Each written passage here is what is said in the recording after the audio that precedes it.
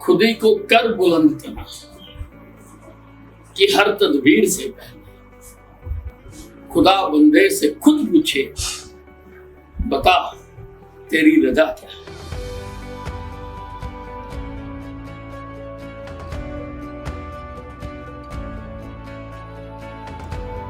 मैं बैंक में नौकरी करता था। मेरी 16-17 साल की नौकरी थी।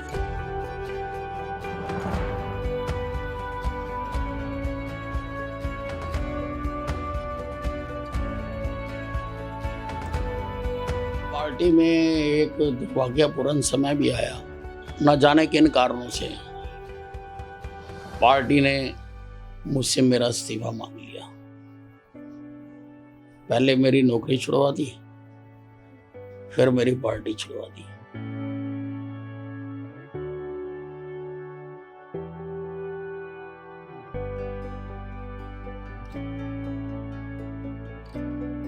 राजनीति में भी 1990 में जब सुषमा जी यहाँ से राज्यसभा में चली गई तो बहुत सारे लोग चुनाव लड़ना चाहते थे, लेकिन पार्टी मुझे लड़ाना चाहती थी। मैंने तो आखिरी दम तक जोर लगाया कि मुझे चुनाव ना लड़ाया जाए।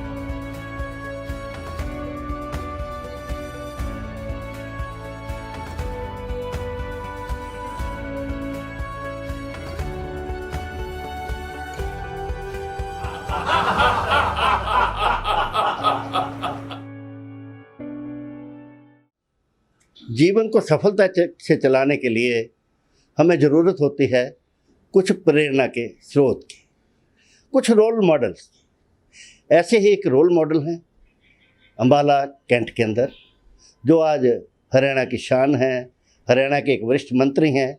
मेरी मुराद है अनिल विज जी है। आज हम उनके साथ अंतरंग बातचीत करेंगे। उनका योगाभ्यास हमने देखा, उसके बारे में बातचीत होगी, और अगले पार्ट में हम बातचीत करेंगे उनके साथ उनके मंत्री के रूप में कार्यकलाप के बारे में। अनिल जी, आपका स्वागत है। आप ये जो हम आज बातचीत करने जा रहे हैं, सबसे पहले मैं देखा आपका जो योगाभ्यास और जिस लगन से आप ये योगाभ्यास करते आ रहे हैं, उसको देखकर मुझे कुछ जो अतीत में जाते हैं, आपको कोरोना की समस्या आई, रोहतक मेडिकल कॉलेज में गए, फिर मेदांता में रहे। मेदांता में 1 महीना तक आपने संघर्ष किया जीवन के लिए और कामयाबी से बाहर आए।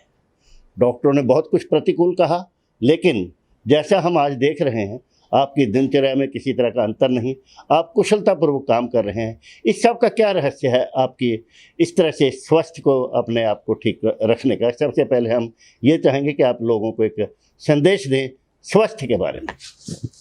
नहीं, कोई भी परिस्थितियां हों, मेरा शरीर खराब हो सकता है, लेकिन मेरा मन खराब नहीं होता। उसको मैं स्टेबल रखता हूँ, कैसे भी हालात आए। और यही हुआ जब कोरोना हुआ तो मुझे कह दिया गया था कि बचने के चांसेस 50-50 हैं। तो मैंने उनको कहा कि मैं तो 33% लेके भी पास होता रहा हूँ, आप मेरा इलाज करिए। और मैं वहाँ पर बैठ गया। मैं रोगियों की तरह चारपाई पर नहीं लेटा, मैं कुर्सी पर बैठ गया और 16-16 घंटे मैं बैठा रहा। वो अपना ट्रीटमेंट करते रहे। और सब कुछ ठीक भी हो गया। जैसा कि अभी अनिल विज जी ने बताया है अपनी विल पावर के बारे में, हम अपने दर्शकों को एक एडिशनल जानकारी दे दें कि पिछले बजट सत्र के दौरान भले ही इनका स्वास्थ्य उतना साथ नहीं दे रहा था, लेकिन ये उनकी इच्छा शक्ति थी कि वो सदन में भी बैठे, और जब उनको ऐसा महसूस हुआ कि थोड़ा आराम की ज़रूरत है तो स्पीकर के कमरे में चले गए और वहाँ पर टेलीविज़न पे सारी कार्रवाई को देखा और जो पॉइंट थे वहीं पे नोट भी किए और आकर उनका उत्तर भी दिया।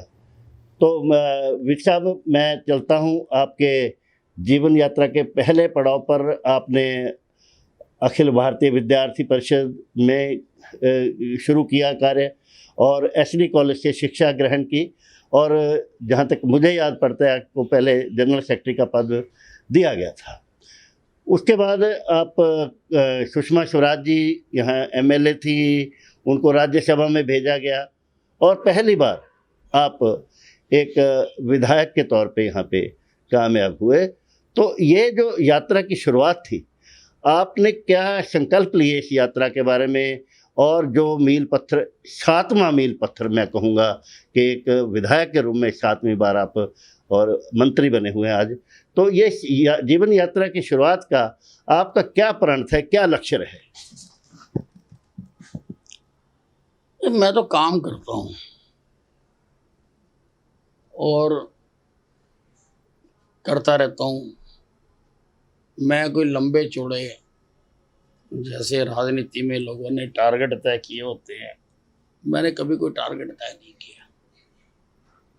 राजनीति में भी 1990 में जब सुषमा जी यहाँ से राज्यसभा में चली गई जी, और बाई इलेक्शन आया जी 91 में, 90 में जी, तो बहुत सारे लोग चुनाव लड़ना चाहते थे जी, लेकिन पार्टी मुझे लड़ाना चाहती थी, परंतु मैं लड़ना नहीं चाहता था। मैंने तो आखिरी दम तक जोर लगाया जी, कि मुझे चुनाव ना लड़ाया जाए। जी, पार्टी का काम मैं करता था। मैं बैंक में नौकरी करता था, मेरी 16-17 साल की नौकरी थी। जी, संगठन के साथ में कॉलेज के समय से ही जुड़ गया था। जी, मैं विद्यार्थी परिषद में था और विद्यार्थी परिषद का मुझे जनरल सेक्रेटरी भी बनाया गया था। जी, उसके बाद भी विभिन्न संगठनों में मैं कार्य करता रहा। बैंक की नौकरी भी करते थे और संगठनों का काम भी करते थे। जी, अब मुझे नहीं मालूम कि पार्टी को क्यों लगता था कि मैं ही लड़ूं तो जीत सकता हूँ, और उच्चतम नेतृत्व तक ये मेरे पर दबाव डाला गया कि मैं नौकरी से रिजाइन करूं जी, और मैं वो बाई इलेक्शन लड़ूं। जी, वो राजनीति का समय ग्रीन ब्रिगेड का टाइम था। वाह जी, महम का चुनाव हो के हटा था, जी, जो सारे देश में सुर्खियों में आया था। जी, उसके तुरंत बाद ये चुनाव हुआ था। आप अंदाजा लगा सकते हैं कि राजनीतिक वातावरण उस वक्त कैसा होगा। लेकिन जब संगठन ने आदेश दे दिया तो मैंने रिजाइन किया। रिजाइन करके मैं वो बाई इलेक्शन लड़ा और मैं वो बाई इलेक्शन जीता। बाई इलेक्शन अक्सर सरकार ही जीता करती है। जी, सरकार के खिलाफ बहुत कम ही बाई इलेक्शन जीते गए हैं जी, और उनमें से मैंने भी एक बाई इलेक्शन जीता। जी। विशव, आपका संगठन से क्या अभिप्राय है? आपने बोला कि संगठन ने मुझे कहा, ये अखिल भारतीय विद्यार्थी परिषद संगठन कहते हैं या कि आरएसएस? और अगर आरएसएस है तो उसमें आपकी कितनी पार्टिसिपेशन रही? नहीं, राष्ट्रीय स्वयंसेवक संघ से मैं जुड़ा रहा हूँ और वही हमारा मार्गदर्शक मंडल भी है। तो संगठन से अभिप्राय सबसे हो जाता है कि सारे संगठन ने कहा कि भाई आपको लड़ना है। विशव, आपने कहा कि पार्टियां इलेक्शन जीतती हैं, लेकिन आपके बारे में तो एक चीज़ जो यहाँ पे धारणा अक्सर सभी लोग कहते हैं, सभी मीडिया में भी चर्चा रहती है कि आप अपने आप में ही एक पार्टी हैं। और उसका एक उदाहरण है कि 2 बार आप निर्दलीय रूप में भी चुनाव जीते हैं। और ये भी कहा जाता है कि उन दिनों में जब चौटाला की सरकार रही या बंसीलाल की सरकार रही, आपने अम्बाला के डेवलपमेंट को देखते हुए उन सरकारों के साथ भी थोड़ा बहुत सहानुभूति या सहयोग रखा है। क्या ये बात आप इसकी पुष्टि करते हैं? अब पार्टी में एक दुर्भाग्यपूर्ण समय भी आया, न जाने किन कारणों से पार्टी ने मुझसे मेरा इस्तीफा मांग लिया। पहले मेरी नौकरी छुड़वा दी, फिर मेरी पार्टी छुड़वा दी जी। और मैं अकेला हो गया। जी 95 में मेरे से इस्तीफा ले लिया था। जी। कारण तो आज तक नहीं पता लगा हाँ। कि किस लिए लिया। जी। फिर 96 में चुनाव आ गए हम्म। तो कार्यकर्ताओं ने कहा कि आपको लड़ना है। मैंने कहा भी मैं पार्टी के खिलाफ तो नहीं लड़ूंगा। जी।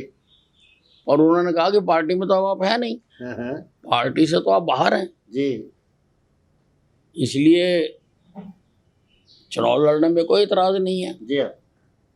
तो लोगों के मांग पर, कार्यकर्ताओं की मांग पर मैं वो चुनाव लड़ा और जीता। और मैं जीता। जी। तो दूसरी बात- बंसीलाल जी की सरकार थी जी। और बंसीलाल जी ने मुझे बहुत सम्मान दिया। जी। मेरे यहाँ पर बना के दे रहा हूँ, साइंस म्यूजियम यहाँ पर बना के दे रहा हूँ, जी। एक लेटेस्ट आर्किटेक्चर का नमूना, शॉप्स एंड बैंकिंग स्क्वायर जी। यहाँ पर बन रहा है, वो बना के दे रहा हूँ। अंतर्राष्ट्रीय स्तर का फीफा अप्रूव्ड जी। फुटबॉल स्टेडियम मैंने बना के दिया है जी। और लगभग 1-2 महीने में तैयार हो जाएगा। जी। ऑल वेदर स्विमिंग पूल, जी। जिसमें नेशनल इंटरनेशनल टूर्नामेंट भी हो सकते हैं, जिसमें अब खेलो इंडिया के टूर्नामेंट भी होंगे, वो बन के तैयार हो रहा है। जी। जिम्नास्टिक हॉल टूटा फूटा था, उसको रेनोवेट करके दिया है। जी।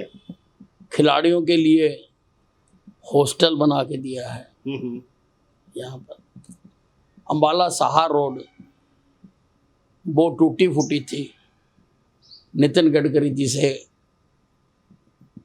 कहकर मैंने उसको 4 लेन बनवा के दिया है, बन रही है। अम्बाला की रिंग रोड 40 किलोमीटर लंबी, जो अम्बाला के चारों तरफ बनेगी, जी। जिसकी अब नोटिफिकेशन भी हो चुकी है, वो मंजूर करवा के दी है। लगभग 125 धर्मशालाएं लोगों को सामाजिक काम करने के लिए, उनको कहीं इधर उधर ना भटकना पड़े। आजकल घरों में जगह नहीं है, जी। छोटा मोटा भी फंक्शन हो तो घरों में इतना स्थान नहीं है। जी।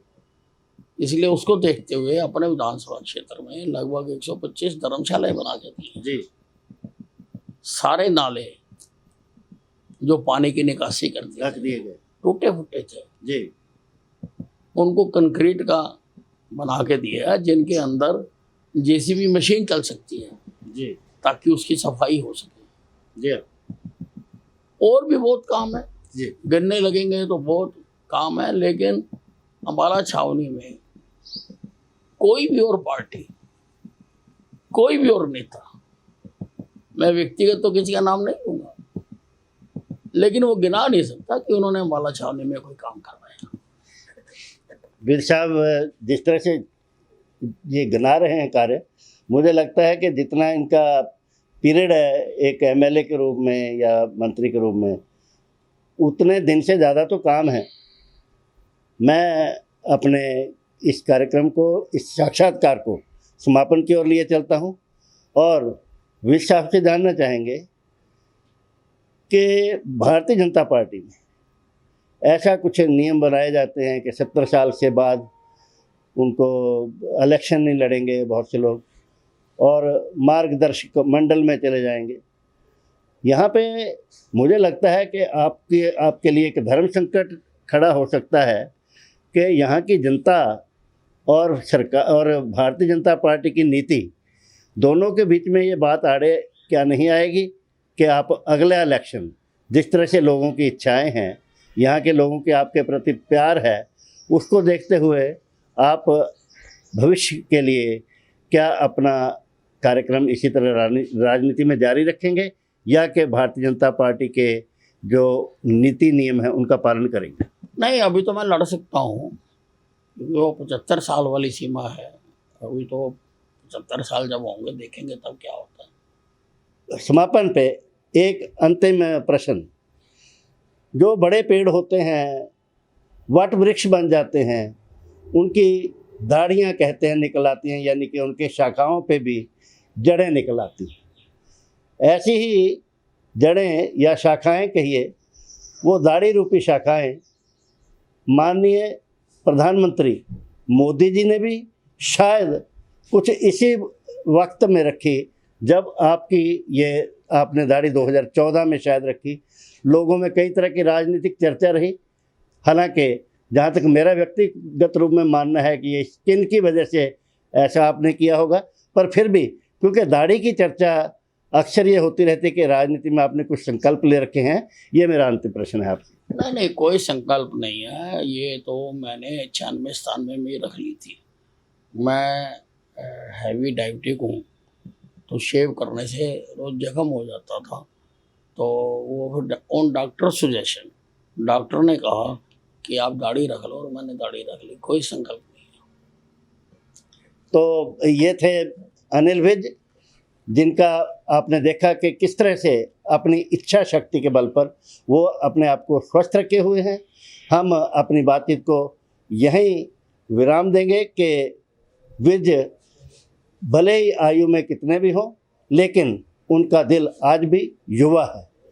इसी के साथ हम आपसे विदा लेते हैं। फिर मिलेंगे किसी नई शख्सियत के साथ, और आप देखते रहिए राष्ट्रीय खबर टीवी। धन्यवाद, नमस्कार।